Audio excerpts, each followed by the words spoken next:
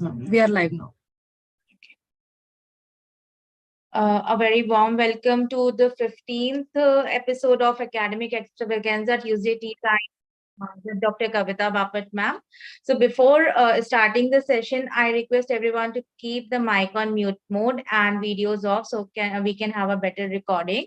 And before starting the session, I would like to just introduce our Kawita ma'am. Everyone knows her. Just a short introduction that she is Vice President of Foxy at in the year 2021 to 22 and Director of Bapat Hospital Indore, Organizing Secretary of AICOG in year 2022 at Indore, one-day hysterectomy specialist, ICOG vaginal surgery certified course center, Jogi peer reviewer, initiate registry on the primary ovarian insufficiency, editor of Apollo Medicine, World Book record for the contributor of medical service. Thank you, Richa. I'm handing over the screen to you to take it further now. Yeah, please share the screen. Thank you so much. Thank you so much. So good afternoon, each and everyone. I'm so happy that Tuesday Tea Time is taking a very good promotion as well as people like to listen it. And this is Learn Simply with the Kawita Bapat, a platform for conversation, insight, and a knowledge sharing.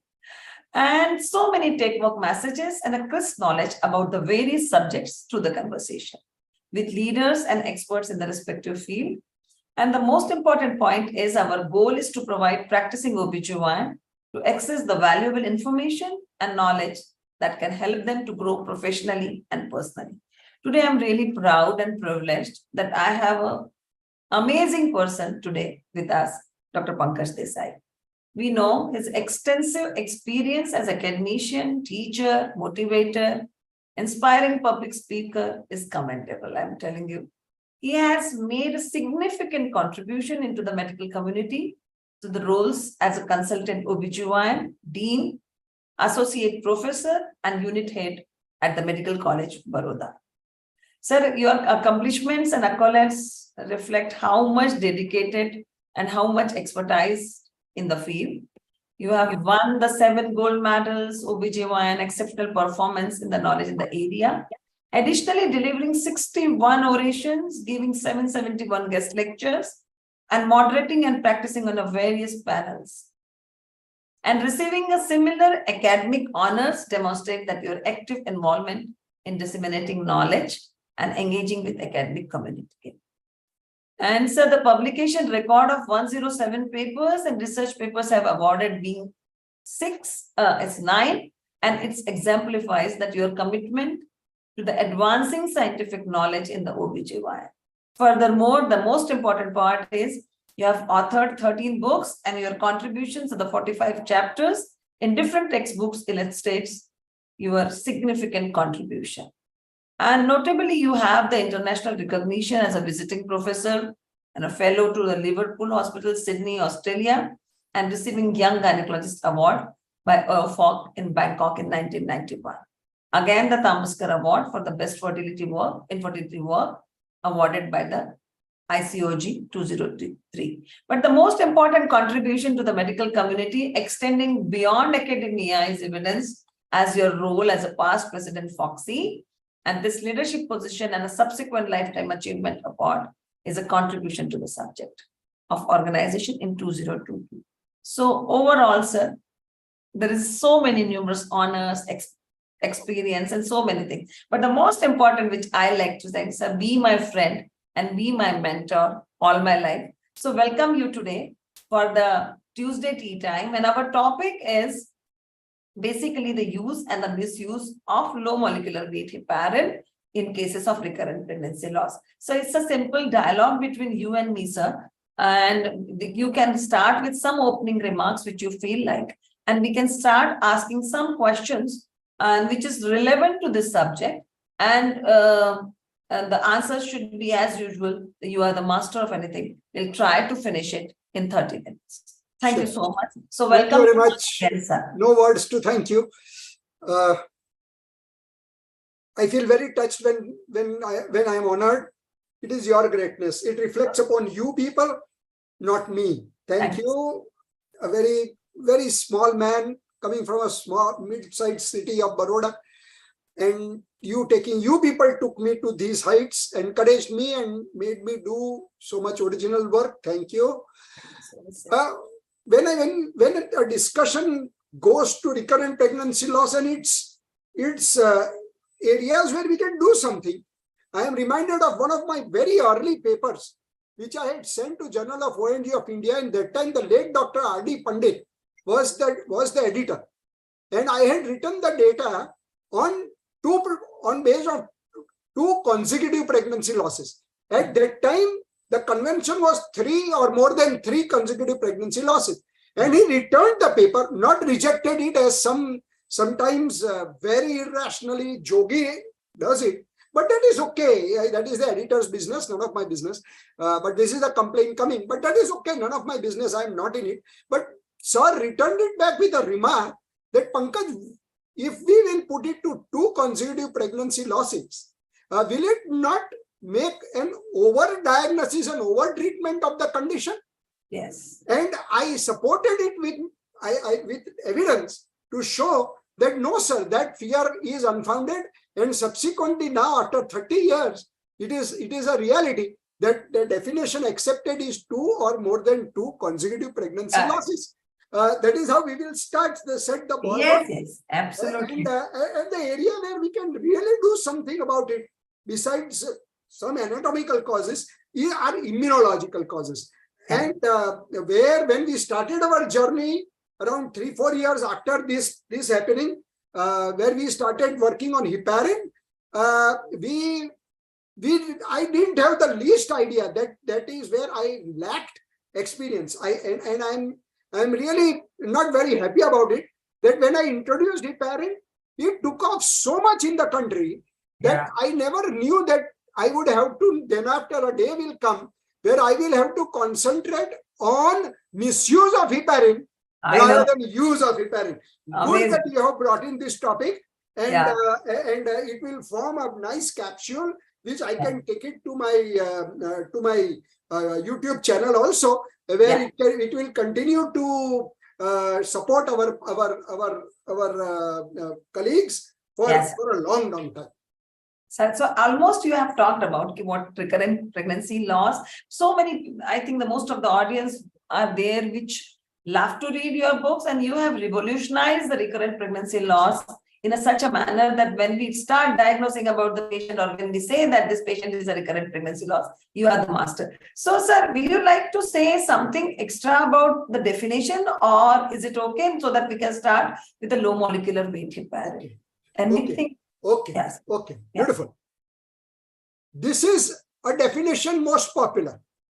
However, I would like to bring to the notice, revise. Now, I am sure many of you know that recurrent pregnancy loss of immunological type is a reflection of obstetric vasculopathies.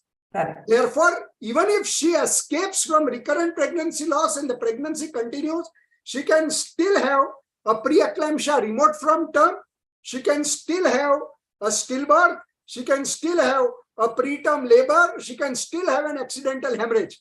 So what appears as a recurrent pregnancy loss today may be a reflection of a greater malady in the times to come. Yes, correct. So sir, now we'll start with it. That the way you have defined it, the way, I think the simplified way, the putting it.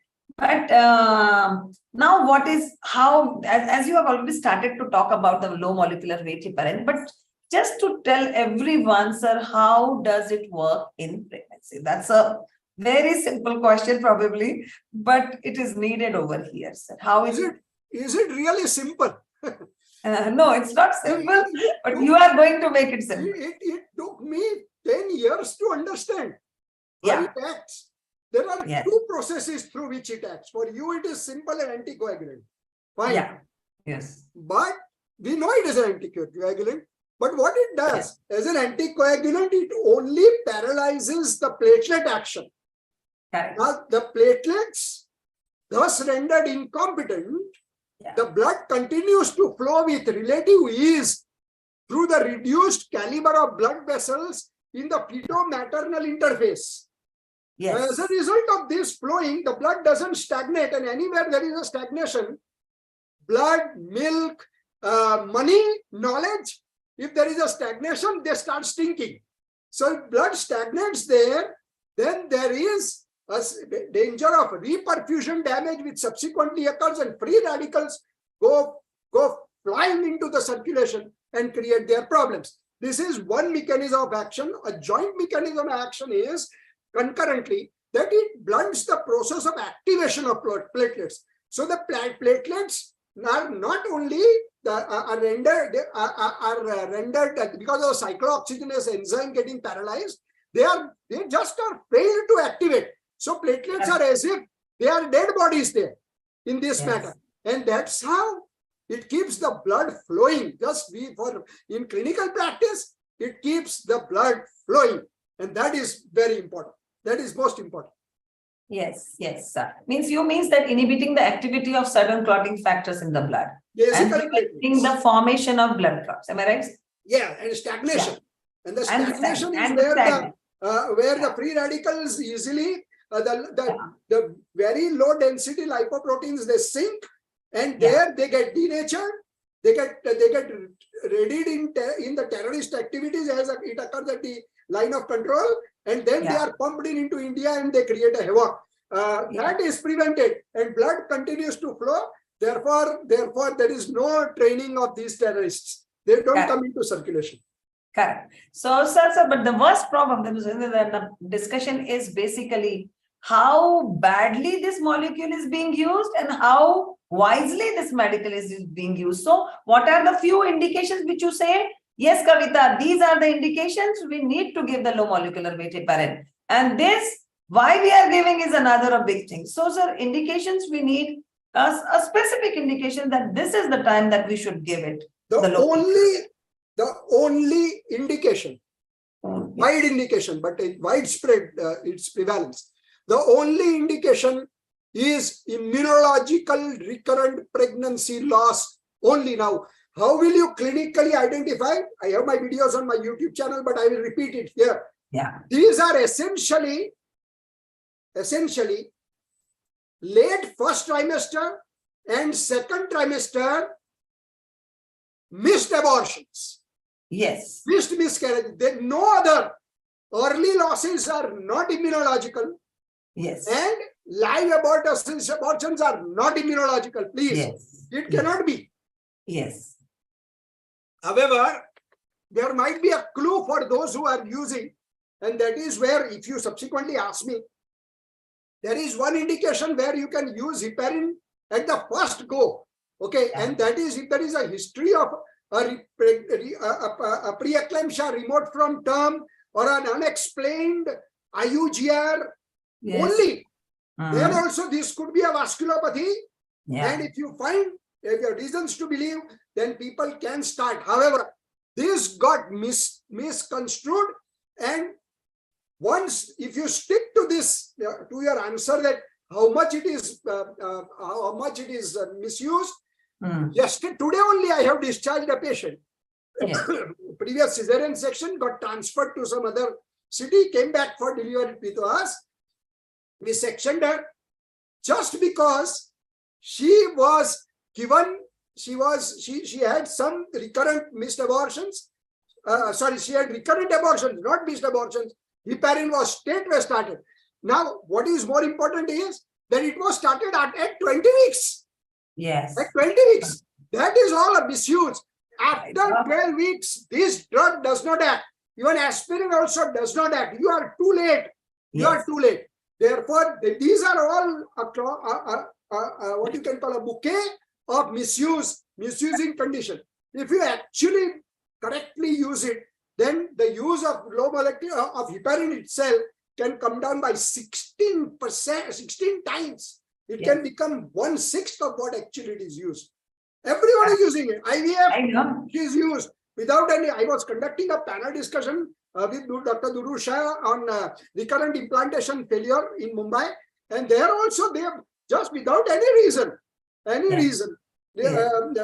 heparin, and they come out with fanciful explanations, and I just keep on smiling. That what can I do about it? But then Be very careful. This so drug is more misused than used. So the message is very simple. It should be started as early as 12, before almost 12 weeks. As soon as you see the FHS. Yeah, after the pregnancy, before 12 weeks. And it should be the immunological pregnancy loss is one of the reasons. Yes. And if there is already the live fetus is there 12 weeks, which you said in those cases, if there is any reason for the immunological things, the low molecular. Immunological, yes. Yeah, if there is a vasculopathy in the offing, yes. And the recurrent pregnancy loss is because of it. So that's another important point. So, sir, the people are using it so much and doing so many things. Don't you think there is so much risk of using it and so much? What is the exact benefits of using it? Basically? The dose in which we are giving, there is no life-threatening risk. Yeah. Remember, we are using it. We all know if it is low molecular weight heparin, then we are giving 40 international rates. If it is the regular heparin or unfractionated, we use 5,000 international rates per day. This is a prophylactic dose. Please remember. Therefore, there is no life-threatening complication. The only problem which can occur is a skin reaction to the injection, which can occur and which can be handled very well by local agents or even ice, and so many surfaces you can give. Many patients give on the same surface. There are so many surfaces which can be given, and then it can be very well handled.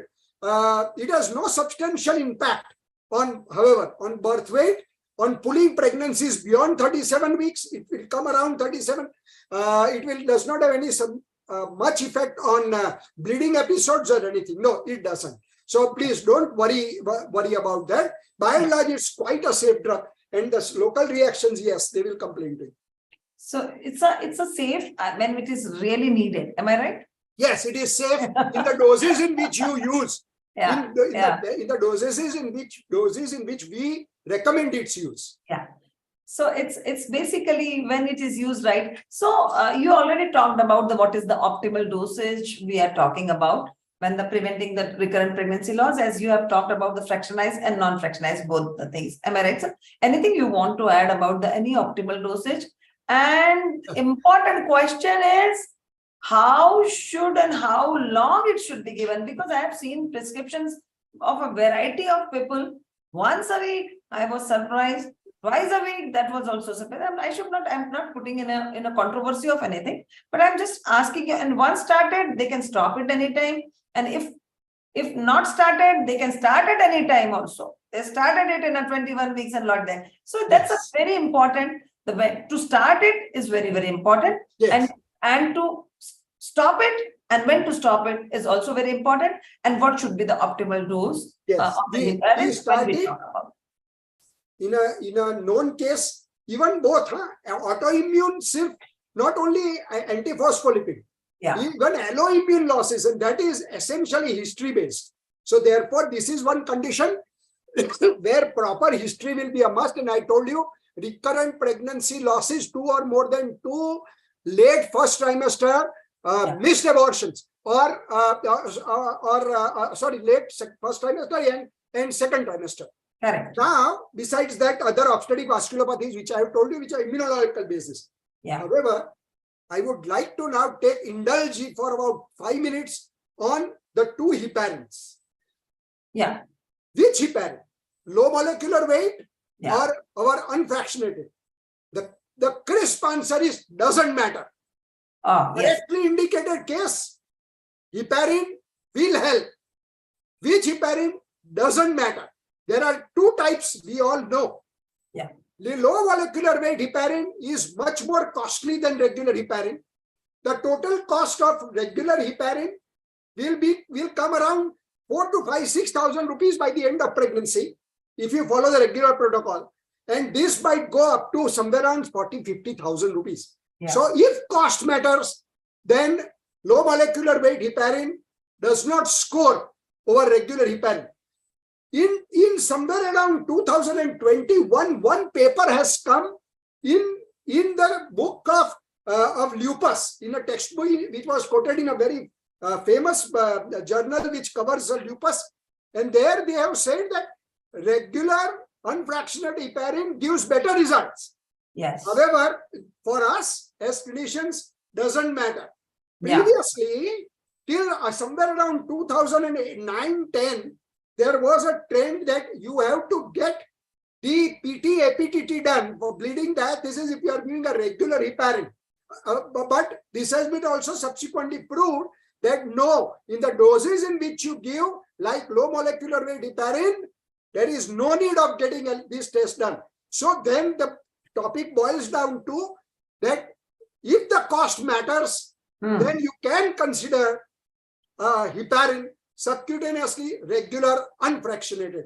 That is the clear message. Yeah. Low molecular weight heparin 40 milligrams daily and unfractionated heparin 5,000 international units daily. However, please, a brilliant person like you conducting this panel discussion, therefore I am attracted to put in a small rider. Yeah. When you are using heparin and aspirin heparin combination, you are not treating the cause. Remember, you are treating the effect. Yes. Immunological cause treatment is still eluding us safety for pregnancy. Yes. In such a situation, there will be there will be cases where your treatment will fail. Yes, it can fail because the cause is still there. Now, in such a situation, if there is a major failure, you will have to have courage of confidence, and you will have to double the dose. In that case, heparin will be 10,000 international units daily, twice a day, and that will be a therapeutic dose where PT, APTT every 15 days has to be mentioned. I'm not talking of bleeding time, clotting time, that is gone. PT, APTT. Second, if it is a low molecular weight heparin, then that comes to 80 milligrams. Sorry, initially I said units. 80 milligrams daily. That will be the change which will be required. Sometimes I'm asked this, can low molecular weight heparin be used alone or does it require combination? All the data which we have produced and throughout the world by and large are in aspirin heparin combination, and therefore aspirin has to be started, best results 3 months before at least the conception. Not heparin. Aspirin is start, let her conceive, don't start aspirin. 1.2 milligram per kilogram is the dose. And then, as soon as you see efficacy, start heparin. In a correctly indicated case, that's the guideline. That is how you administer heparin. Correct. So, in a small words, then if you use a low molecular weight heparin or unfractional heparin, almost you mean they are almost similar? Oh, absolutely. Absolutely similar. Absolutely. Except a few points regarding the monitoring. Cost. Monitoring is also important, sir. Monitoring is that if you give a therapeutic dose. Yeah, and cost is a very, very important point. Yes. And both the tests, as you have said about the partial thromboplastin time and the regulations, but I think, and in a combination, when to be given, the aspirin should be started and should be followed. It's a really good thing. And reversibility of the drug with low molecular weight heparin or with the unfractional 72 hours. Almost similar. Am I right? 72 hours. Yeah, 72 hours. I'm taking you to your physiology lecture. Yeah. So okay, but the life of platelet is 72 hours. Yeah, so that within 72 hours, that platelet which you have deactivated or you have paralyzed its cyclooxygenase, the entire bunch will go out. Yeah. And a new bunch will come. So it will be reversed in 72 hours. Remember, this heparin doesn't cross the placenta. Its molecular weight is much higher than that which the placenta permits. And therefore, don't worry, it will not cross the placenta. No problem with the baby. Correct. So, and in a combination, you said that we can receive the low dose of aspirin with a weight and everything. Yes. And they also further reduce all the pregnancy complication. And the best part, which I said, that the immunological, we are just treating is a effect, not the cause of the. Yes. Yeah, that's another way. Therefore, you can fail, and so don't be disheartened. See, if I failed and then she went to Kawita madam, and Kawita madam, she became successful, that is okay. Let us, one thing which you did hint at was the success rate. how much. Madam, one thing very important for people like us, who are working in this field, is humility. Very important. And these things have made me very humble. Without any treatment also, a case of recurrent pregnancy loss, without not doing anything, has a chance of a spontaneous resolution of 70%. 70. तो मैं क्या कर रहा हूं उधर? I have to give a significantly better outcome. And with aspirin, heparin in a correctly indicated cases, this can go up to 96%.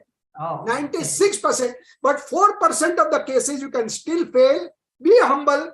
Kawita madam can succeed. I might fail. That is okay. Because we were treating the cause, or we are treating the effect and not the cause. Fine. Absolutely. No problem. Absolutely. Absolutely. And that's why in a data also we say that the patient of recurrent pregnancy loss, as you have suggested, if you can have a successful pregnancy, and one cannot make, maybe every fourth chance about the immunological pregnancy, they say there are chances of I think you are the right person to talk about it. Spontaneous resolution. Yeah, spontaneous resolution. Gives you humility. Yeah. हम अपने आप को बहुत बड़ा समझने लगते हैं. No. It happens. पता चलता है कि there is some puppeteer. Yeah. Who is playing the whole thing. Yeah. So please. Even Carl Sagan and Albert Einstein believed in God. Though they were great scientists. You know. He's playing the orchestra. Yeah, he is the puppeteer. Yeah. Yes. So in a other nutshell, we'd like to know, sir, in which contraindications, so that we know this is the case of recurrent pregnancy loss and all, but we need to know that these are the few contraindications where we should not use this. Yeah. A known case with bleeding diathesis or a cardiovascular disease. They are telling this relative contraindication. Previous thromboembolic phenomena, previous bleeding because of thrombopenic phenomena, smoking they are telling, uncontrolled diabetes mellitus. Morbid obesity is now a controversial thing because we are in mothers with morbid obesity. We have to give heparin because of the fear of deep vein thrombosis after the cesarean section if she requires. If she doesn't start moving early, we have lots of Western data where prophylactically they give. So this becomes a relative contraindication, and I would not like to give much credence. However, any presence of any contraindication to anticoagulant therapy, which is very less, will be the only anticoagulant, will be the only contraindication to this.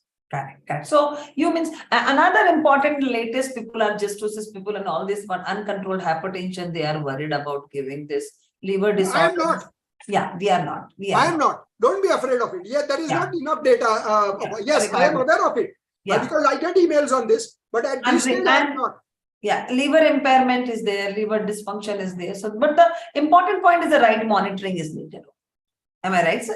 Yes, liver problems.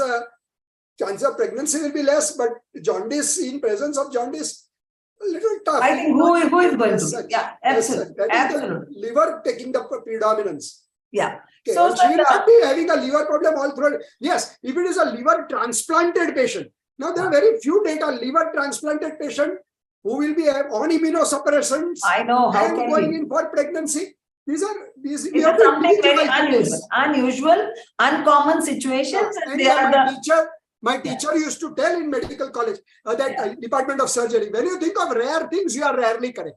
I know. No, I think I am completing the problem but it is not needed. Sir, we can talk about a little side effects which people have during this is also important. I will comment, yes. You can give me the side effect because I predominantly find the subcutaneous bleed or the itching and the skin discoloration.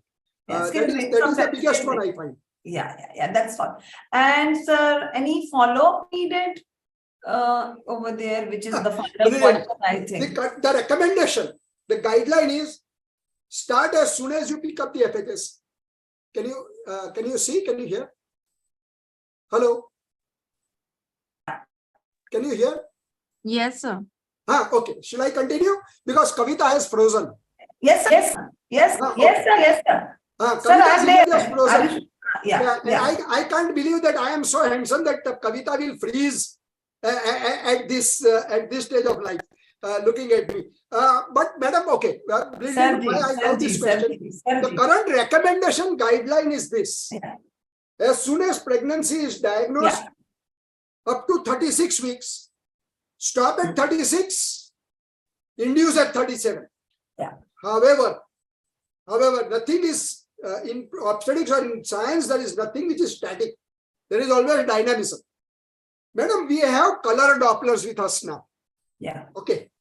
What we do, and we have published data on this, we focus at 12 to 14 weeks on the uterine arteries.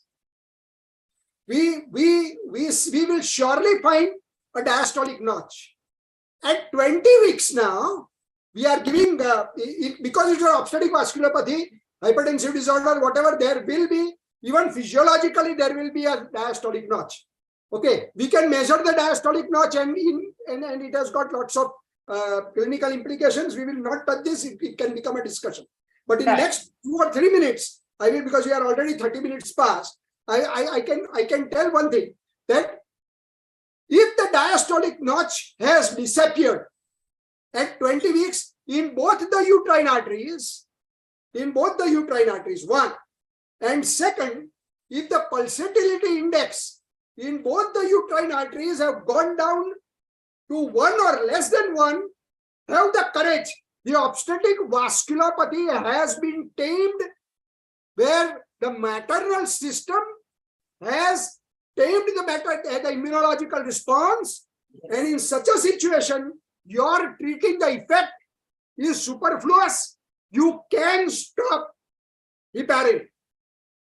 Once again, this is more in research papers, quite a few research papers, but you have the color Doppler, look at it, and if you are not doing second trimester scan, then your sonologist please insist that, sir, we want a color Doppler where they please tell about whether diastolic notch is present or not in both uterine arteries, and whether PI has, what is the PPI they will tell. If it is less than 1, then you have the courage to stop heparin. You can stop heparin nearly 15 to 16 weeks before, but that will be only around 18 to 25% cases, not much. Our data shows around 21.6% cases, but for those 1 in 5 cases, they were comfortable very early, much before, and adverse outcomes did not increase.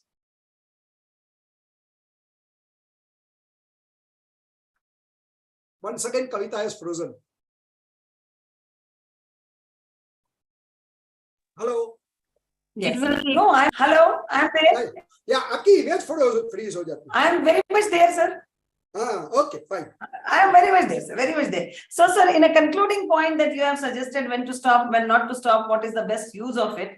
And I think the message, take-home message for everyone, the use cautiously about the drug, use properly, use judiciously, and always think that you are using in your own relatives, your own family, whenever, whatever drug. Am I frozen? No. Yeah, no. I'm there. Yes. So thank you so much, sir. And keep reading about it. For being with us today. And our goal is very simple. Yeah. Keep updating, keep reading all the time. Hello. Yes, hello. Yes. Thank you so much. Jyoti, am I audible, Jyoti? Yes, you are audible. Yeah. But your screen freezes. Oh my God, sorry, I'm sorry for that. So these are the benefits of joining the Tuesday tea time, because we get the crisp knowledge about various subjects. We learn from leaders, especially the leader and experts like Pankaj Desai today. I'm really thankful to him. And we can expand our network and connected by like-minded individuals. Thank you so much, those who have joined today. And we can be updated with the latest trends and insights in OBGYN. And this is basically the perspective and experience in the other. So thank you so much, sir, for being with me today. I am always blessed. Be my mentor, be my teacher, be